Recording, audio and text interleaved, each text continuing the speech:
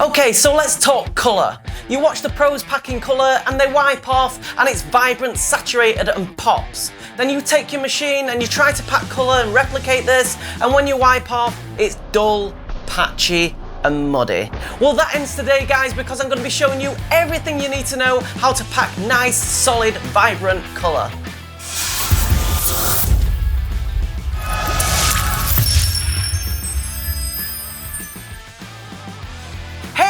Welcome to this video, and if you're one of those artists that struggle to pack that nice, solid, saturated colour into the skin, then this is the video for you. Because today I'm going to be covering 7 of the most common mistakes made when packing colour, but more importantly, I'm going to be showing you how to fix them.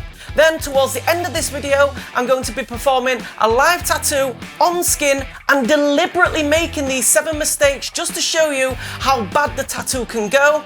And then at the side of this, I'm going to be making a comparison by fixing these 7 mistakes. Just to add a little bit more of a challenge, I know you guys have told me that you struggle to pack certain colours, so the colour I've decided to pack today is orange. So super quickly, guys, before we get into this video, if you want to come away from this with the confidence to know how to pack colour, then like a lot of my other videos, I strongly recommend that you don't skip any part of this video, because the way it's constructed, the information builds as we go along. So if you were to skip, let's say, halfway through it, it might not make much sense to you because you haven't seen the previous section.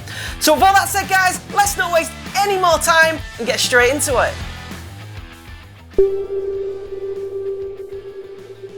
Super simple stuff to begin with, guys. We class machine speed in cycles per second, or CPS, from the point the needle travels from its most upright position to its most downright position and then returns again is classed as 1 cycle. So if the needle was to complete this cycle in 1 second, then the machine will be running at 1 cycle per second. Likewise, if the needle made 10 cycles per second, the machine will be running at 10 cycles per second, and so on. Now, the average ballpark figure for colour packing is around 90 to 100 cycles per second. Now, I do stress this is an average ballpark figure because some artists use a faster CPS and some artists use a slower one. Also, when talking about this subject, your hand speed needs to match your machine speed. Now, this is a massive subject in itself, and if you haven't seen it already, I have a full in-depth video on this, so I'll stick that card up on the screen, and if you click that, you can watch it at the end of this video. So when the machine runs too fast, the needles quickly become to overwork the skin, and in some cases can even lead to scarring.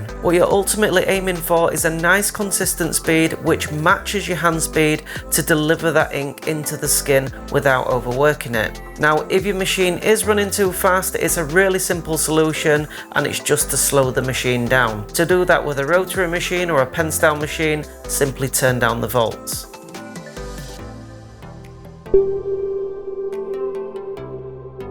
Now, you'd assume this is a no-brainer. Don't use cheap, unbranded, or even worse, cloned ink. But there's always a Karen that will tell you they've been tattooing for years and there's no difference between genuine ink or the cloned ink, and it's just the big tattoo companies ripping people off. Well, guys, you can go through any of my videos and I will always say with tattooing, there's never really one set way of doing things. There's a lot of things down to personal preference. There's a lot of roads and techniques, all of which different artists use, but will all ultimately reach the same goal. And I never tell people my way is the only right way and your way is the wrong way. But with this particular subject, guys, I will go on record and I will argue the point with anyone that says there's nothing wrong with using cloned ink or cheap unbranded ink. Because quite simply put, guys, using cloned, cheap, unbranded ink is not only bad, it's irresponsible for your client. Not only will your beautiful, colourful tattoo design come out like 50 shades of brown, it's actually potentially really harmful to your client's health. These factories that make the cheap, cloned, unbranded ink have no health and safety regulations and often contain chemicals that shouldn't even be put into the human body. I have done extensive research on these cloned inks in other video, guys, highlighting the dangers of them, and if you haven't seen it already, I'll put that card up on the screen, and if you click that, you can watch it at the end of this video.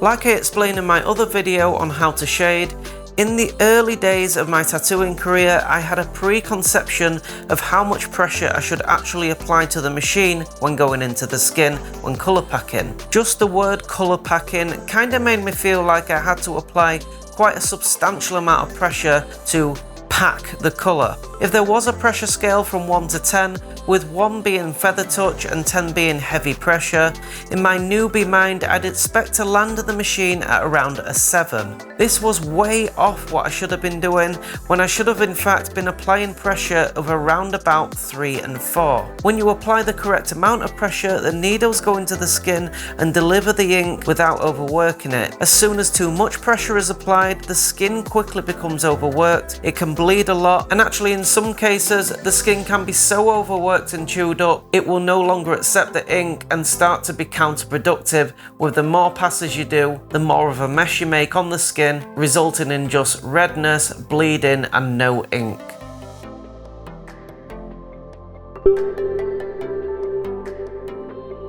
Now this might be a topic that you're not familiar with, but quality tattoo inks have a thickness to them, with some brands being more thicker than others. But a really thick pigment will benefit massively from diluting it very slightly with distilled water to allow it to saturate the skin easier. In this example using paint, you can see due to the thickness of it, it actually goes onto the paper quite patchy looking.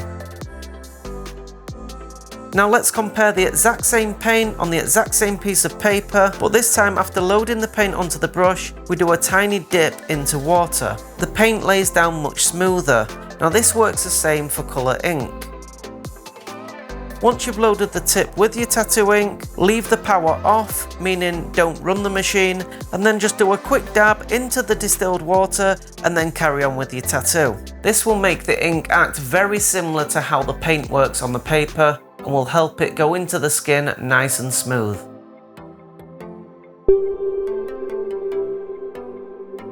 I mention this a lot in technique videos. The stretch is so important for the needles to effectively penetrate the skin. If the skin isn't stretched correctly, then the needles will actually push the skin away from them at random places instead of piercing it. When this happens, it results in very patchy looking ink.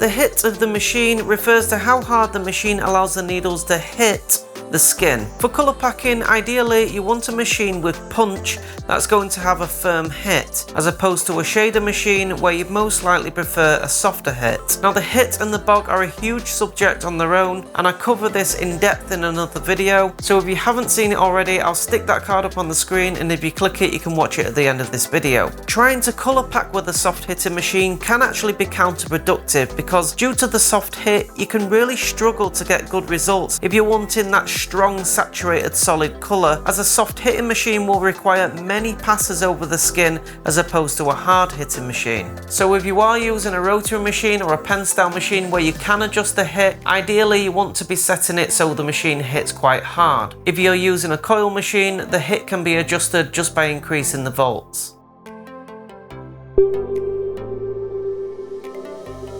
Probably the most important element on this list. If the technique is wrong, then the whole tattoo will most likely turn out pretty poor. If you're just learning the correct technique, then what I'm about to show you should massively improve your colour packing results. The common mistake made when colour packing is that the apprentice tries to pack using the motion from their wrist. Now this is perfect for shading, but not so good for colour packing. So let's now take a closer look at what's actually going on in the skin when we try to colour pack from the wrist. The needles start to make a sweeping motion, which results in some of the needles not even hitting the correct depth. This will ultimately give very patchy results, especially when the tattoo is fully healed. We're aiming for all the needles to uniformly drop into the skin, perform the motion of either tight circles or a shoveling motion, and then leave the skin, almost like a mechanical arm lowering into the skin. To achieve this, we simply lock our wrist, lower the needles into the skin, and make the movements from our elbow. This ensures that all the needles are fully penetrating the skin and in turn allowing the ink to saturate it.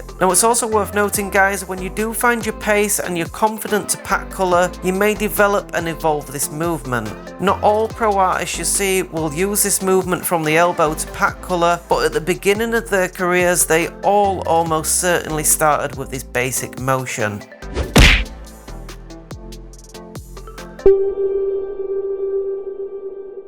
Okay guys, for this demonstration, it's a little Japanese design which I've lined onto the skin, and now I'm deliberately making all the mistakes which was just spoke about in the video trying to colour pack into this tattoo. Now you can see when I wipe off, there's little to no ink in the skin at all.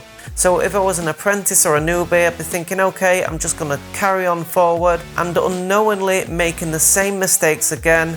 And you can see now I'm starting to get blood coming out of the skin. It's not saturating the ink into the skin at all. And that's because I'm colour packing from the wrist there. My machine's running way too fast, my technique's wrong. I'm not stretching the skin, and this time I've applied too much pressure and you can see I'm actually getting blood coming out of the skin. My right hand there, it's not stretching the skin, it's just resting on it. Now this isn't going to be a time-lapse video, guys, it was just for the purposes of demonstrating all the techniques in the video. But if you do want to see this tattoo being performed from start to finish, I'll put a time-lapse of it on the channel at a later date. So now on the left side, we're going to fix all these mistakes and show you just what a difference it makes when you've got the correct technique. I've got the tip of my needle loaded with the ink, but I've also dipped into the distilled water. And if you notice my hand movement there, it's locked with the machine and I'm actually colour packing from my elbow. That mechanical movement which we've just spoke about. I've also slowed my machine down so it's not running as fast, and that's nicely in tune with my hand speed. So now when we wipe off, you can see the massive difference between the right side. The colour is nice and solid, it's saturated, and nothing has changed here, guys. The ink brand hasn't changed, the needles haven't changed, the machine hasn't changed. All I've done is fixed those 7 mistakes which I previously made on the right hand side. You can see I'm getting a good stretch there with my right hand, keeping that skin nice and tight, just making those mechanical movements. And for this at the moment I'm using an 11 curved mag, but to get in those tighter areas later on I can drop to a liner or a smaller needle configuration. And again, when I wipe off, you can see it's nice and solid and saturated compared to the other side. Thank you so much for watching this video, guys, and if you've taken anything from this video at all, it means the world to me if you take a second out right now, smash that like button, let me know that you've liked it, because every like on the videos, guys, really does help the channel grow, which in turn makes me be able to create more content like this for you guys as subscribers. Don't forget to subscribe to the channel. If you've already subscribed, it's really important to check that notification bell to stay up to date with all my latest uploads. With all that said, guys, thank you so much for watching, and I'll see you in the next one.